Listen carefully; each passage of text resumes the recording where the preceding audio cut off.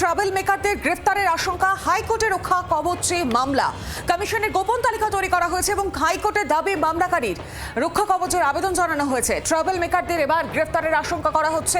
হাইকোর্টের রক্ষা কবচে ইতিমধ্যেই মামলা। বিধানসভা নির্বাচনে 26-এর আবহে শাসক দল তৃণমূলের 8 জন দাগিদের চিহ্নিতকরণ করা হয়েছে, যেমনটা নির্বাচন কমিশনের তরফ থেকে আগেই নির্দেশ দেওয়া হয়েছিল। যারা হিংসা এবং রক্তাক্ত পরিবেশ তৈরি করতে পারে তাদের আগাম গ্রেফতারের দাবি জানানো হয়েছিল।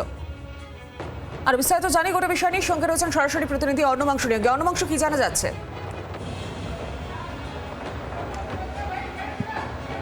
দেখো সৌমি, সেটা হচ্ছে তারা কেন বিশেষ করে এই আশঙ্কা করছেন যাদেরকে ভোটের আগে গ্রেপ্তার করা হতে পারে বা আটক করা হতে পারে। তার মূল কারণ হচ্ছে যে তালিকা একটি তৈরি করা হয়েছে, যে ট্রাভেল মেকার অর্থাৎ সমস্যা সৃষ্টিকারী তাদের একটা নামের তালিকা কিন্তু প্রকাশিত হয়নি। ইলেকশন কমিশন অফ ইন্ডিয়া বা নির্বাচন কমিশন তারা গোপনীয়ভাবে তালিকা প্রস্তুত করেছে এবং সেই তালিকা চলে গিয়েছে হচ্ছে অবজারভারদের হাতে, জেনারেল অবজারভার বা সাধারণ পর্যবেক্ষক এবং পুলিশ পর্যবেক্ষকদের হাতে। এখানেই শেষ কথা নয়, এই অধিকাংশ পর্যবেক্ষক তারা এই রাজ্যের নয়, তারা বাইরের রাজ্য থেকে এসেছেন। সুতরাং গোপনীয়ভাবে তাদের হাতে চলে যাওয়ার তালিকা তারা গ্রেপ্তার হতে পারে এবং আটক হতে পারে, যার ফলে তারা কিন্তু সাংবিধানিক অধিকার অনুযায়ী তারা এবারে নির্বাচনের দলের হয়ে কোনো কাজে যুক্ত হতে পারবেন না। সেই কারণে এই মামলা। কিন্তু তালিকায় দেখা যাচ্ছে একাধিক ব্যক্তির নাম আছে, কুমার সাহা, সোনা পাপ্পু, পরেশ পাল, পবিত্র বিশ্বাস, শচীন সিং, রত্না চ্যাটার্জি, সুশান্ত ঘোষ, এমনকি অনেক ব্যক্তিদের নাম আছেন এবং অনেক দাগি অপরাধীদের নামও রয়েছে। সুতরাং এই সবাইকে তারা চাইছে বাঁচানোর জন্য। এই কারণেই হচ্ছে মূল মামলাটি, যেই মামলাটি আজকে আবারও দৃষ্টি আকর্ষণ হতে পারে দ্রুত আর্জেন্ট হিয়ারিংয়ের জন্য। তারা চাইছে যাতে কোনোভাবে নির্বাচন কমিশন তাদের বিরুদ্ধে পদক্ষেপ না নেয় এবং তাদেরকে গণতান্ত্রিক অধিকার ফিরিয়ে দিক, তারা যাতে নির্বাচন প্রক্রিয়ায় অংশ নিতে পারেন এবং সম্পূর্ণটাই রাজনৈতিক উদ্দেশ্য প্রণোদিত বলেই মনে করছেন মামলাকারী। সেই কারণে এই মামলা, আজকে সেই মামলা শুনানির সম্ভাবনা রয়েছে। ধন্যবাদ তোমাকে অর্ণমাংশ।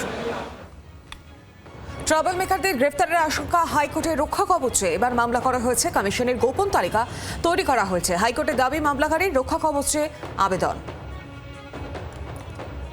একদিকে যেমন ভোটের আগে পরপর শহর থেকে দাগিদেরকে গ্রেফতার করা হচ্ছে এবং ট্রাভেল মেকারদের গ্রেফতারের আশঙ্কা, তারা আশঙ্কা প্রকাশ করছেন। হাইকোর্টে রক্ষা কবচে ইতিমধ্যেই মামলা করা হয়েছে। কমিশনের গোপন তালিকা তৈরি হয়েছে, বেশ কয়েকজনের নামও রয়েছে সেই তালিকায়। হাইকোর্টের দাবি মামলাকারীর রক্ষা কবচের আবেদন।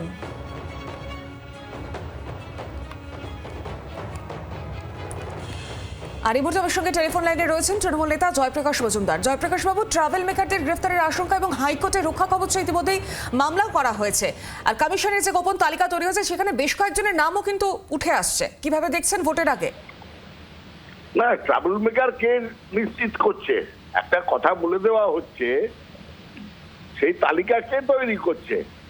বিজেপির পার্টি অফিসে তৈরি করে ইলেকশন কমিশন পাচ্ছে, আর ইলেকশন কমিশন তাদের ঘোষণা করছে। কে অধিকার দিয়েছে? একটা তো কোনো নীতি থাকবে। এরা ট্রাভেল মেকার। ভারতবর্ষ আইনের দেশ, আইন সেটাকে বলবে। আজকে কে ট্রাভেল মেকার, কে ক্রিমিনাল, কে ভালো লোক, এই সিদ্ধান্ত নেওয়ার অধিকার কি গণেশ কুমারকে দেওয়া হয়েছে? কোনো অধিকার দেওয়া হয়েছে?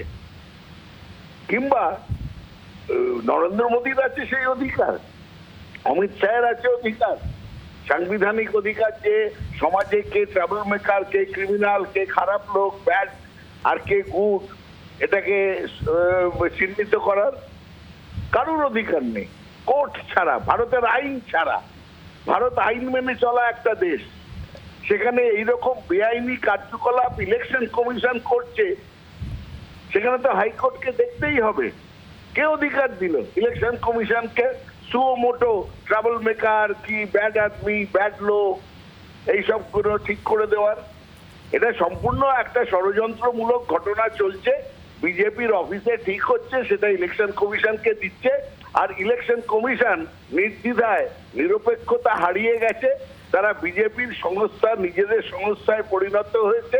তাই জন্য এই কথাগুলো বলছে, যেটা বেআইনি কথা।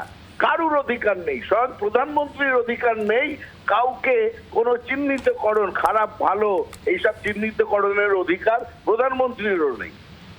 ধন্যবাদ আপনাকে আমাদের সঙ্গে থাকার জন্য। আর এই মুহূর্তে আমাদের সঙ্গে রয়েছেন বিজেপির প্রধান মুখপাত্র দেবজিৎ সরকার। দেবজিৎ বাবু, ইতিমধ্যেই যে ট্রাভেল মেকারদের গ্রেফতারের আশঙ্কায় হাইকোর্টে রক্ষা কবচে যে মামলা করা হয়েছে, একটি তালিকা প্রকাশ করা হচ্ছে, যেমনটা সূত্র মারফত জানা যাচ্ছে। আর তৃণমূল নেতৃত্ব এদিকে বলছেন যে ট্রাভেল মেকারদের তালিকা বিজেপি তৈরি করছে, কারোর কোনো অধিকার নেই এইভাবে তালিকা তৈরি করার।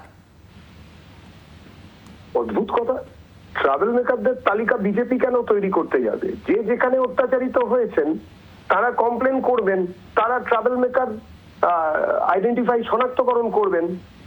ধরুন আমি ভোটে দাঁড়ালাম, আমাকে লুঙ্গি পরা পা লাথি মেরে কচু বনে ফেলে দিল, তাহলে আমি তো অভিযোগ করব যে আমাকে কোন লুঙ্গি পরা পা লাথি মেরে কচু বনে ফেলেছে। তাহলে ওই লুঙ্গি পরা পাটি আমার কাছে ট্রাভেল মেকার, আমি তো সেটার জন্য অভিযোগ করেছি। সেই অভিযোগের ভিত্তিতে ট্রাভেল মেকারকে ধরা হবে, যাতে আরেকবার লুঙ্গি পরা পা আমাকে লাথি মেরে কচু বনে না ফেলতে পারে। এই কথাগুলো বলা বা এইগুলো শোনা নির্বাচন কমিশনের কাজ, এবং তার প্রতিকার করাও নির্বাচন কমিশনের কাজ। এর পরেও যদি ট্রাভেল মেকিং চলতে থাকে, তাহলে নির্বাচন কমিশনের থাকার কি দরকার? না থাকলেই হয়। এবং ট্রাভেল মেকাররা রেগুলার লুঙ্গি পরবে, লাথি মেরে কচু বনে ফেলে দেবে যারা দাঁড়াবেন ভোটে, তাদের এটা বন্ধ করতে হবে। যারা লাথি মারতে চাইবে তাদের পা গুটিয়ে আপাতত কিছুদিনের জন্য রাখতে হবে, নির্দিষ্ট ট্রিটমেন্ট করতে হবে, যাতে তাদের মানসিকতা থেকে লাথি মেরে প্রার্থীকে কচু বনে ফেলা বন্ধ করে। এটাই তো নির্বাচন কমিশনের কাজ। এতে ষড়যন্ত্রের চক্রান্তের কি আছে? যারা লাথি খেয়ে কচু বনে পড়েছে তারা কি বলবে যে না গো আমাকে ফুল ছুঁড়েছিল? তা তো নয়। এই নির্বাচনে তৃণমূল যাচ্ছে, এইসব কথাবার্তা বলছে, তো আরো বেশি করে যাবে। তৃণমূল আর নেই, পৃথিবীর কোন শক্তি আর তৃণমূলকে ফেরাতে পারবে না। কচু বনে যারা লাথি মেরে ফেলেছিল সেই সব পায়রা থাকবে, তারা নির্দিষ্ট জায়গায় থাকবে। বিজেপি আসছে। ধন্যবাদ আপনাকে আমাদের সঙ্গে থাকার জন্য। বাংলার আওয়াজ, বাঙালির আবেগ, জি 24 ঘন্টা।